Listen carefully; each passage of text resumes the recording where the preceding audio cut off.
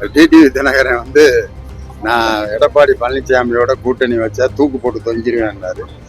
இப்ப எங்க போய் அந்த வேலையை பார்க்க போறாருன்னு தெரியல. இந்த கூட்டணியை மக்கள் மிகப்பெரிய அளவில் புறக்கணிப்பார். மோடியினுடைய வார்த்தைகள் மாவே இல்லாம சுடப்படுகின்ற வடை தான்.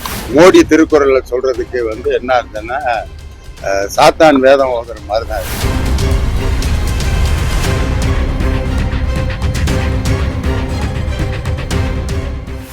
பிரதமர் இன்னைக்கு வந்து என்டிஏ கூட்டணி வந்து தலைமையேற்க வந்திருக்கிறாரு. தமிழ்நாட்டுல நிச்சயமா மாற்றம் ஏற்படும் சொல்றாங்க. எப்படி பாக்குறீங்க? அது கிட்டத்தட்ட 10 வருஷமா சொல்லிக்கிட்டே தான் இருக்காரு. தமிழ்நாட்டுல தாமரை மலரும், என்டிஏ கூட்டணி வந்து வெற்றி பெறும்னு. இது வரைக்கும் அந்த அவர் நினைச்சது நடக்கவே இல்லை. அதே மாதிரிதான் 2026 நடக்கும். அதிமுகவோட கூட்டணி வச்சிருந்தப்பையும் அவர்களுடைய ஆசை நிறைவேறல, வைக்காமன்னு நின்று பார்த்தாங்க, அப்பையும் அந்த ஆசை நிறைவேறல. அதனால 2026 இன்னும் பல கட்சிகளோட அவங்க வந்து உதவி கட்சிகளோடு கூட்டணி வைத்தாலும் திராவிட முன்னேற்ற கழகத்தினுடைய அந்த ஆட்சியும் அதனுடைய திட்டங்களும் அந்த கூட்டணி பலமும் மிகப்பெரிய வெற்றியை திராவிட முன்னேற்ற கழகத்திற்கு பெற்றுத்தரும். கடந்த முறை அமமுக வந்து இல்ல கூட்டணியில இல்ல, இந்த முறை அமமுகவை சேர்த்திருக்கிறாங்க. டிடிவி தினகரன் அமமுகவை சேர்த்தனால கூடுதல் பலம் பெறுமா இந்திய கூட்டணி? தண்ணியும் மண்ணெண்ணையும் சேர்ந்த மாதிரி தான் அது. தண்ணி மண்ணெண்ணையும் சேர்ந்துச்சுன்னா தண்ணிக்கும் பிரயோஜனம் இல்லை, மண்ணெண்ணையும் எரிக்க முடியாது. அதனால டிடிவி தினகரன் வந்து நான் எடப்பாடி பழனிசாமியோட கூட்டணி வச்சா தூக்கு போட்டு தொங்கிடுவேன்னாரு. இப்ப எங்க போய் அந்த வேலையை பார்க்க போறாருன்னு தெரியல. அதனால அவங்க வந்து இதுவரைக்கும் எதுலையுமே ஒரு ஒற்றுமை இல்லாத எண்ணம் உள்ளவர்கள். ஏதோ ஒரு நிர்பந்தத்தின் பேரில் அமைக்கப்பட்ட கூட்டணி. அதனால அந்த நிர்பந்தத்தின் பேரில் அமைக்கப்பட்ட கூட்டணி எப்படி பிரச்சாரம் பண்ண போறாங்கன்னு தெரியல. எடப்பாடி பழனிசாமியை நான் முதல்வர் ஆக்குவேன்னு டிடிவி தினகரன் எப்படி சொல்லி அதை மக்களை ஏத்துக்க வைக்க போறாருன்னு தெரியல. டிடிவி தினகரன் எம்எல்ஏ நின்னா எடப்பாடி பழனிசாமி டிடிவி தினகரனை சட்டமன்ற உறுப்பினர் ஆக்குங்கள் எப்படி சொல்ல போறாருன்னு தெரியல. காரணம் அவ்வளவு தூரம் எதிரும் புதிருமாக இருந்தவர்கள். அதனால இது வந்து ஒரு சந்தர்ப்பவாத கூட்டணி, சும்மா ஒரு எலெக்ஷனுக்காக சேர்ந்திருக்காங்களே ஒழிய இந்த கூட்டணியை மக்கள் மிகப்பெரிய அளவில் புறக்கணிப்பார். ஆட்சி அதிகாரத்துல பங்கு வேணும் அப்படிங்கிற ஒரு கோரிக்கையை வந்து வச்சிருக்காங்க. இது ஒரு ஆரோக்கியமான அரசியல் யாரு வச்சிருக்காங்க? ஏற்கனவே காங்கிரஸ்ல இருந்து வச்சிருக்காங்க. காங்கிரஸ்ல இருந்து அது வந்து ஒரு சிலர் வந்து அதை இது பண்றாங்க. எல்லா கட்சியுமே வந்து ஒரு தேர்தல் வரும் பொழுது நம்மளும் ஆட்சி அதிகாரத்துல பங்கு கேட்கணுங்கிறது ஒவ்வொரு அரசியல் கட்சியினுடைய தனிப்பட்ட விருப்பம் அது. ஆனா கூட்டணின்னு வரும் பொழுது அவர்களுடைய பேச்சுவார்த்தையில அதுல முன்ன பின்ன இருக்கும். ஆனா ஆட்சி அதிகாரத்துல பங்கு கொடுப்பேன்னு சொன்ன தாவேக தலைவர் விஜய் கூட பங்கு வாங்குறதுக்கு ஒருத்தர் கூட போகல. இன்னைக்கு அவர் பங்கு கொடுக்குறேன்னு விக்கிரவாண்டியில இருந்து சொன்னாரு. நீ வந்தா தானே பங்கு கொடுப்ப, அதனால உன் பங்கு மேல எங்களுக்கு நம்பிக்கை இல்லைங்கிற மாதிரி அவர் கூட யாருமே கூட்டணி சேரல.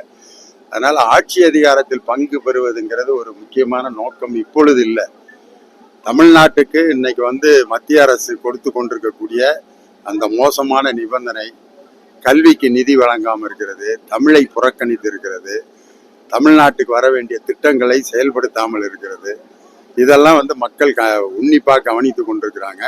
கடைசி நேரத்தில் வந்து இப்போ ஏதாவது மோடி வந்து பெரிய அளவில் அறிவிப்பார், தூத்துக்குடிக்கு கோயம்புத்தூருக்கு மெட்ரோ ரயில் கொண்டு வர போகிறேன் அப்படிம்பாரு, மதுரைக்கு மெட்ரோ ரயில் கொண்டு வர போகிறேன், திட்டங்கள் தீர்க்கப்படும் அப்படிம்பாரு. அது எப்படி இருக்குன்னா எய்ம்ஸ் மருத்துவமனை இந்த எப்படி குட்டிச்சவராக இருக்கோ அது மாதிரி தான் இருக்க போகுது. அதனால மோடியினுடைய வாக்குறுதிகள் எப்படி இருக்கும் அப்படிங்கிறத மக்கள் அப்ப இருந்தே பார்த்துக்கிட்டு இருக்காங்க. 15 லட்சம் ரூபா காலத்துல இருந்தே பார்த்துக்கிட்டு இருக்காங்க. அதனால மோடியினுடைய வார்த்தைகள் மாவே இல்லாம சுடப்படுகின்ற வடை தான். அது மக்கள் எப்பயுமே அதை தமிழக மக்கள் முழுவதுமாக உணர்ந்திருக்கிறார்கள். அதனால இப்ப வந்திருக்கக்கூடிய இந்த மோடியினுடைய இந்த விசிட் வந்து ஒரு பெரிய மாற்றத்தை உண்டாக்குற மாதிரி தெரியாது. இது எடப்பாடி பழனிசாமிக்கு வேணா இன்னைக்கு நைட்டு நல்லா நிம்மதியா தூங்குவார். ஏதோ நம்ம கூட தினகரன் எல்லாம் சேர்ந்திருக்காரு அப்படின்னு ஒரு இன்னைக்கு தூங்கிக்கலாமே ஒழிய தேர்தல் வெற்றிக்கு இந்த கூட்டணி வந்து எந்த விதத்திலையும் செல்லாகாது. திருக்குறளை மோடி முன்னெடுத்ததுக்கும் தமிழக அரசு முன்னெடுத்ததுக்கும் வித்தியாசம் பாக்குறீங்க?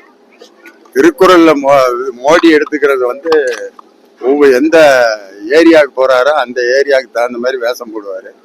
அயோத்தியில இருக்கும்போது ஜெய் ஸ்ரீராம் பாரு, ஒரிசாவுக்கு போனா ஜெய் ஜெகநாத்தும் பாரு. அதே மாதிரி இங்க தமிழ்நாட்டுக்கு வந்தாக்க உழுதுண்டு வாழ்வாரே வாழ்வார், மற்றவர் தொழுதுண்டு பொன் சொல்வார்னு அது ஹிந்தியில எழுதி வச்சு வாசிப்பாரு. ஆனால் விவசாயிகளுடைய அந்த வேளாண் திருத்த சட்டத்தில் விவசாயிகளை கார்ப்பரேட் கம்பெனிகளுடைய அடிமையெல்லாம் மாற்றிருக்காரு. அதே மாதிரி திருக்குறள்ல எல்லாம் பேசுவார்.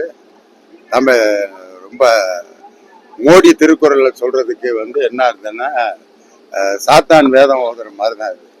திருக்குறளை அவர் சொல்றது நமக்கு ரொம்ப பெருமை தான். தமிழ் புலவருடைய திருக்குறளை ஒரு தமிழ் தெரியாத ஒரு பிரதமர் சொல்றாரு அப்படின்னு ஒரு மகிழ்ச்சி இருக்கு. ஆனா என்ன நோக்கத்துக்காக சொல்றாருன்னா ஏதோ தமிழ் மக்களுக்கு நல்லது செய்யறங்கிற ஒரு நாடகம் போடுறதுக்காக தான் அது சொல்றாரு ஒழிய இன்னைக்கு தமிழ் மக்களுக்கு தமிழ்நாட்டு முதல்வர் திருக்குறளுக்கும் திருக்குறளை வாழ வைப்பதற்கும் எடுத்திருக்கக்கூடிய முயற்சி இது ஒரு மிகப்பெரிய முயற்சி. மாணவர்கள் அதுல மிகப்பெரிய பயன்பெற்றிருக்காங்க. மாணவ செல்வங்களுக்கு இது ஒரு மிகப்பெரிய மாற்றத்தை உண்டாகும்.